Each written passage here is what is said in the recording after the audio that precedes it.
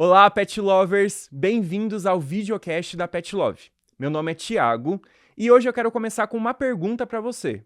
Você conhece ou tem um pet que ama sobras de comida, ama petiscos, mas quando chega na hora de comer ração, ele nem liga? Bom, hoje a gente vai descobrir o porquê isso acontece e desvendar todos os mistérios sobre a exigência e sensibilidade alimentar. Vem com a gente? Solta a vinheta.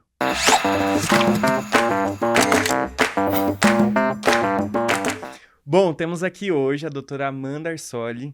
Muito obrigado por aceitar o nosso convite e estar aqui para esclarecer todas as nossas dúvidas.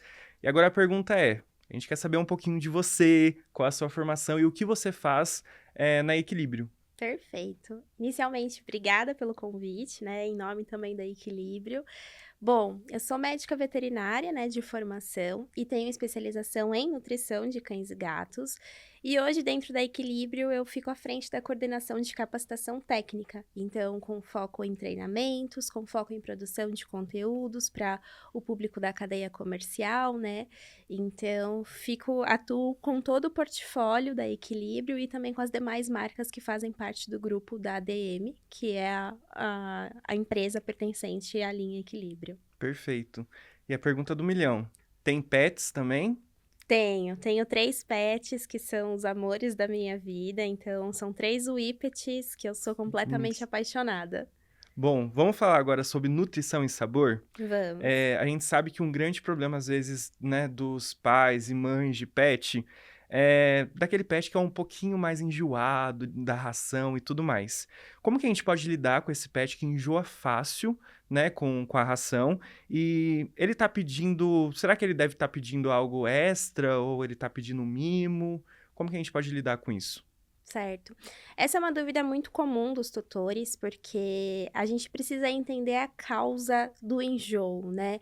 Ele tá realmente enjoado do alimento ou ele tá recebendo agrados e recompensas além do que ele precisa, né? Uhum. Muitas vezes, né, também trazendo para nossa realidade, né? Se a gente come o dia inteiro, né, uma bolacha, um chocolate, né, e fica só comendo essas guloseimas, no final do dia, às vezes, a gente não vai querer comer o alimento ali completo, saudável, né? Então, precisa, o primeiro ponto, entender se esse pet ele não tá recebendo além do que ele necessita comer.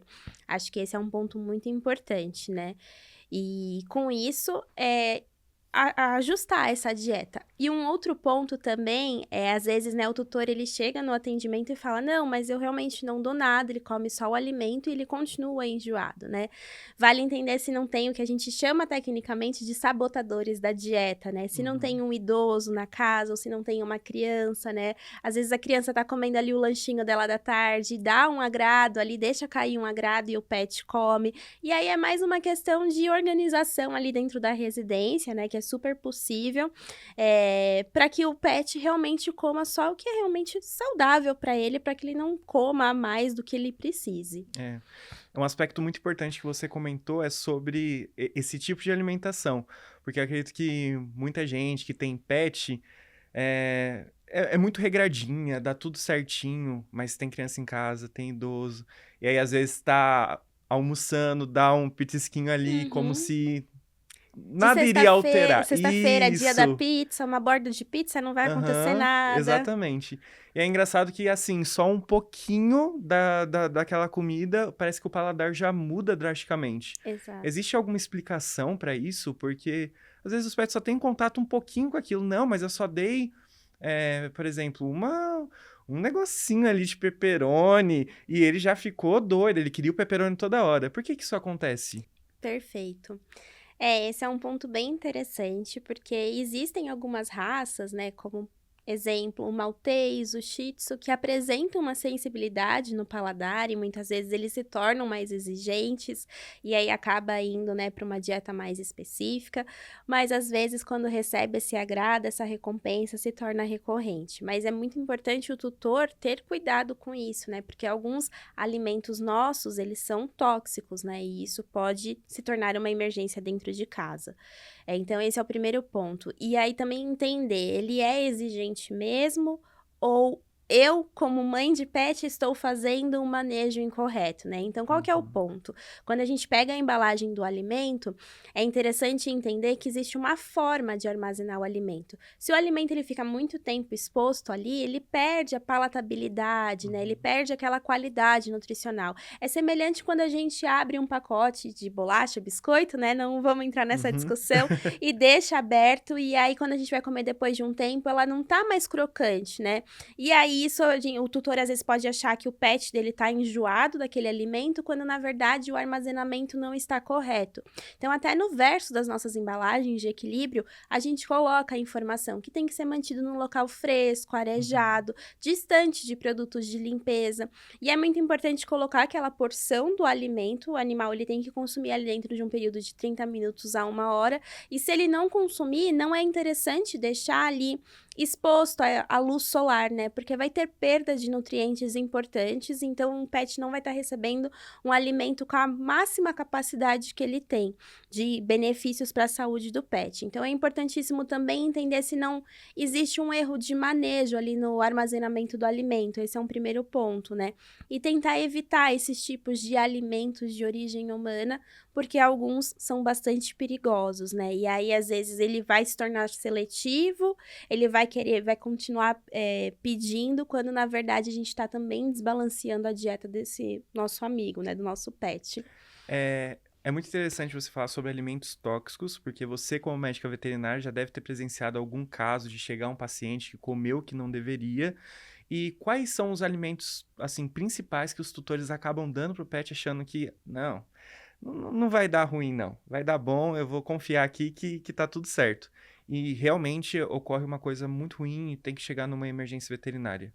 Exato, tem muitos alimentos, aqui eu vou só listar alguns principais. Chocolate, né, é o campeão, principalmente na Páscoa, né, acaba tendo bastante procura de médico veterinário nessa época. Alho, cebola, né, que normalmente tá nos nossos principais alimentos. O café também é um alimento tóxico, né, uma bebida tóxica, né, na verdade. Então tem que ter muito cuidado. O abacate também. Então são, alimentos que estão no nosso dia a dia, que muitas vezes a gente acha que é inofensivo para nós, mas para o pet pode causar danos severos, né. E quando o animal ele ingere um alimento tóxico, ele pode inicialmente começar com um vômito, uma diarreia e parecer que tá tudo bem, e dependendo do volume que ele come, até pensando num volume muito grande de chocolate, ele pode apresentar alterações neurológicas. Então é muito importante, é uma emergência dentro aí do universo da veterinária, e que os tutores precisam ter essa preocupação de não oferecer, né, de buscar, alimentos que sejam direcionados para a espécie. Perfeito. E também eu já ouvi falar muitas vezes de algumas pessoas que falam assim: "Não, mas eu vou colocar um alhinho, uma cebola, um salzinho, porque dá mais gosto". Mas é diferente o paladar deles do que o nosso, né? Sim, sim, eles têm uma diferença de paladar, de números de papilas gustativas, né, os pets eles acabam, sentindo sabores, enfim, de uma forma bastante diferente de nós, então tem sim essa diferença entre espécies e até, claro que hoje o nosso foco é em cães, mas entre espécies como cão e gato a gente também vê diferenças, né, então tem que ter, essa preocupação. Sim, perfeito. Então, olha, galera, não é porque você ama alho e cebola, seu pet também precisa comer alho e cebola. Na real, não deve. Exato, Muito exatamente. importante. Mas tem casos que o cão, né, o gato, ele sempre comeu aquela ração que ele sempre amou, né? Uhum. E aí, do nada, ele fala assim: não quero mais essa ração. Então, por que, né, ele parou de se alimentar daquela ração que ele tanto amava, que ele tanto gostava? E nesses casos, é hora de investigar a saúde dele ou só trocar de alimento, talvez um alimento úmido ou talvez Uhum. outra marca?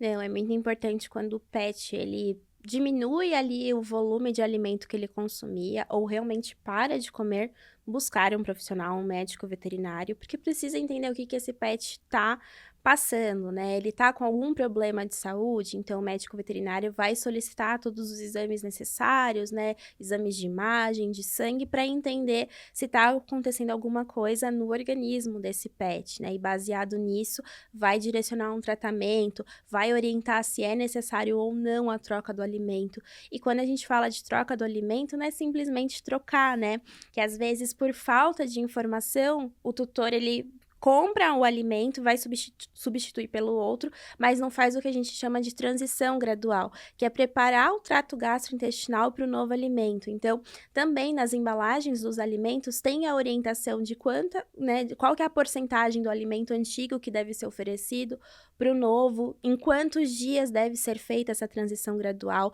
Então, é importante que nesse momento em que a gente vê que o pet não está comendo como ele já consumia, buscar o médico veterinário para investigar se há alguma alteração no trato gastrointestinal, se tem alguma alteração em boca. Então, muitas vezes o cão ele pode parar de comer porque ele está com um acúmulo de tártaro muito importante.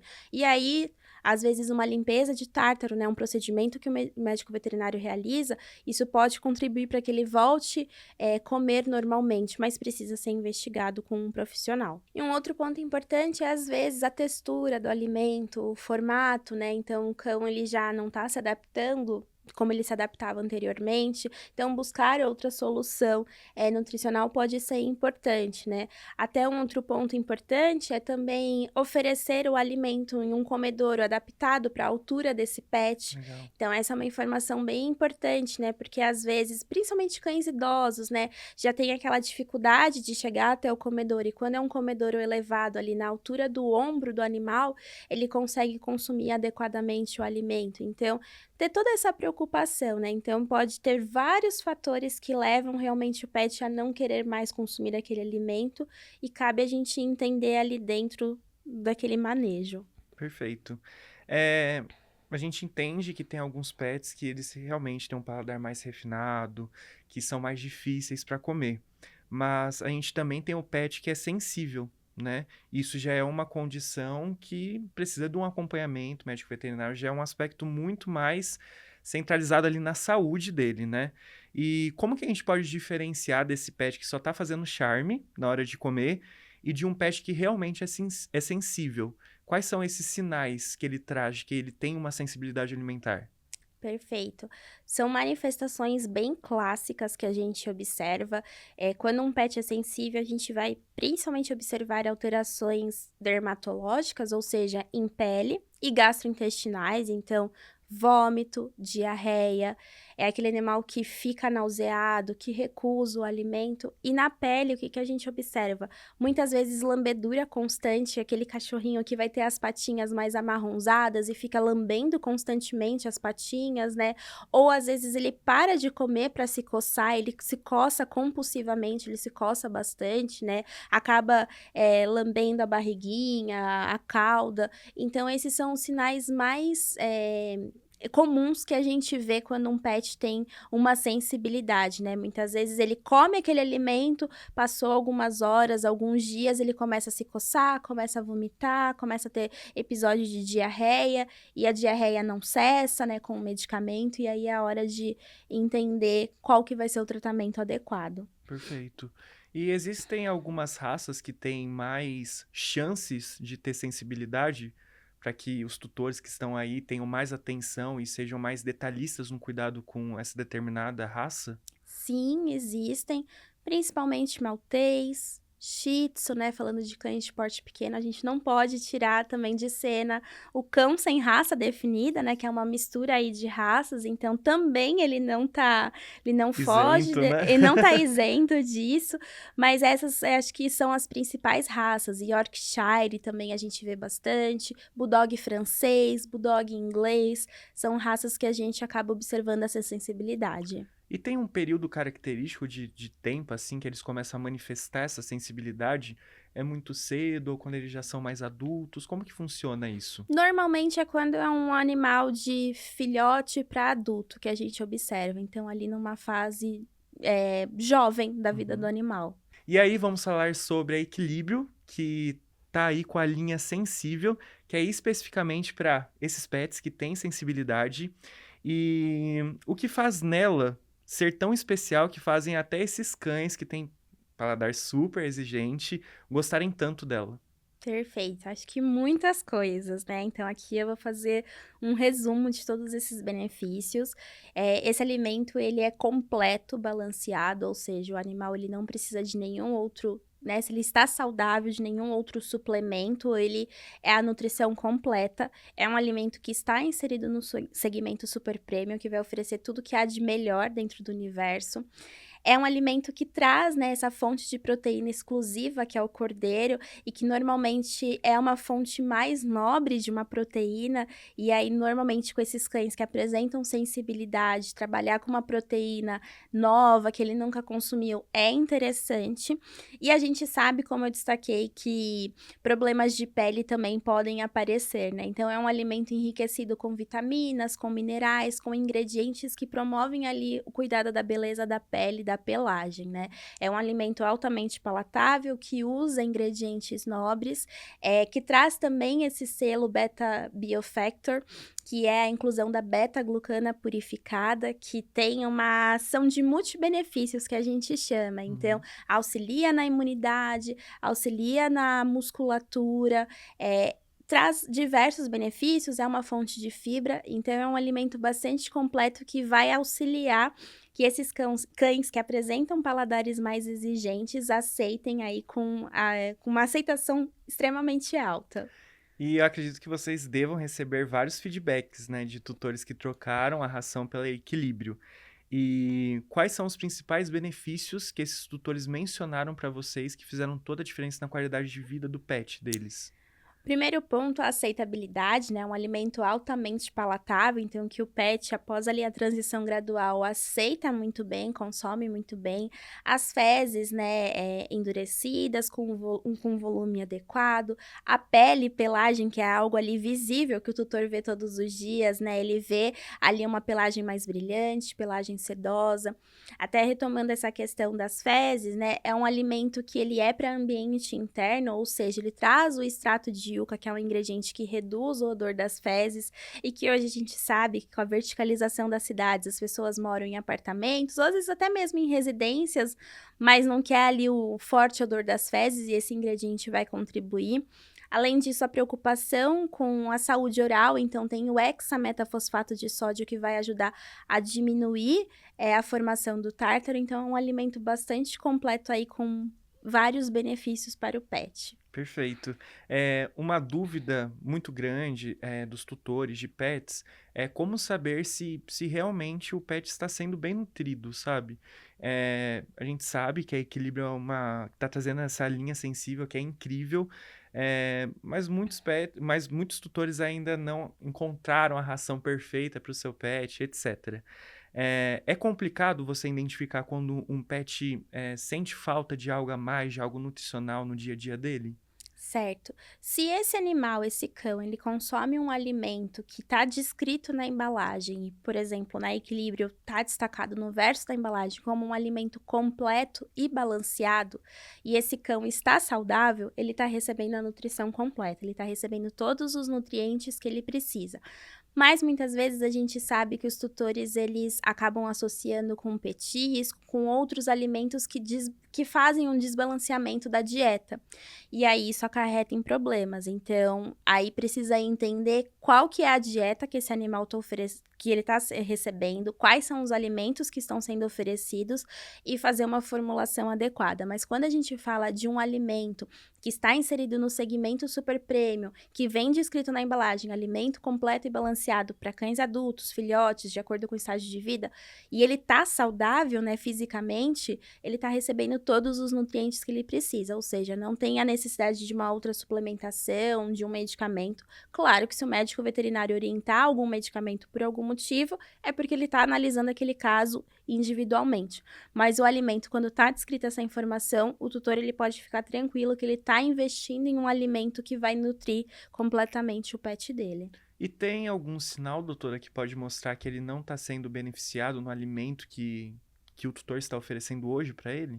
Sim, o primeiro, o mais visível é a questão da pele e pelagem, então pelos quebradiços, queda de pelo, o tutor pode passar a observar isso, e dependendo de quanto tempo esse pet está consumindo essa dieta desequilibrada, até mesmo problemas ósseos, né, problemas articulares, né, a falta de cálcio pode levar a acarretar em problemas na articulação. Então, o mais visível no dia a dia é, o pelo ele não tá tão brilhante, ele tá opaco, tá caindo, ele não já vem com um histórico que não come muito direito, ou come uma dieta totalmente desbalanceada, e aí ele também tá apresentando começou a apresentar problemas articulares, então acho que esses são os pontos mais importantes que são observados. E é muito interessante você ter falado isso, porque esses sintomas podem ser característicos de outras milhares de coisas, né?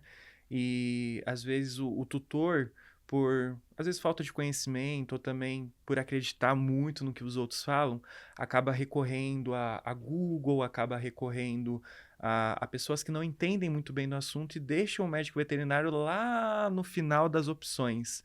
Qual é o risco disso? Qual é o risco de deixar o médico veterinário como última opção, de achar assim, não, meu vizinho deu aquele remédio, não, meu vizinho deu aquele alimento para ele e deu certo. Qual o risco de seguir esses conselhos de pessoas que às vezes não tem muita ciência e às vezes deu certo para o pet dela, mas não significa que vai dar certo para o meu pet também? Uhum. O risco é muito alto, porque a gente tem que avaliar o indivíduo, né, o médico veterinário avalia o indivíduo de forma individual, né, então, não quer dizer que eu tenho sensibilidade, que o outro cão vai ter, né, sensibilidade. Então o médico veterinário vai fazer aquela triagem estudando aquele animal como um todo. E muitas vezes quando as pessoas ouvem esses mitos, porque enfim, né, o alimento ele não é bom se oferecido dessa forma. Mas na verdade é porque a informação foi disseminada de forma errada, né.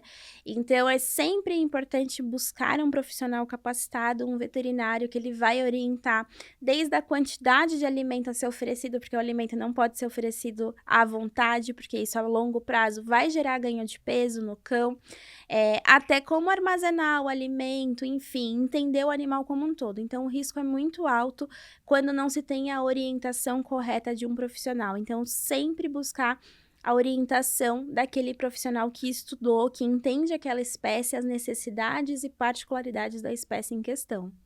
Eu acho muito interessante você ter falado sobre esse aspecto, porque eu acredito que tem muitas pessoas que às vezes assistem isso, identificam que o pet tem esses sinais e já fala: meu Deus, eu tenho que trocar a ração agora. É. E não fazem um acompanhamento médico veterinário, né? Então, quais são os sinais que a equilíbrio, a linha sensível, pode ser a melhor escolha para a saúde do pet? Primeiro ponto é entender, né, esse é um alimento para cães saudáveis que apresentam esse paladar mais exigente, mais seletivo, e aí a Equilíbrio vai fornecer, esse aspecto de melhora da pele e da pelagem, então o tutor tá observando que ele tá mais exigente para comer, então pode ser uma solução. A pele e a pelagem já não tá com aquela pelagem brilhante, Uhum. bonita, e esse alimento vai fornecer, um teor maior desses nutrientes para contribuir com a melhora do quadro. Mas é importante entender se realmente o animal está dentro dessas características que eu listei, e aí realizar a transição gradual para o nosso alimento. Perfeito. Sobre a sensibilidade alimentar, a gente consegue reverter ela com a dieta correta, né, com acompanhamento médico veterinário, ou é algo que os tutores devem aprender a lidar sempre, para o resto da vida?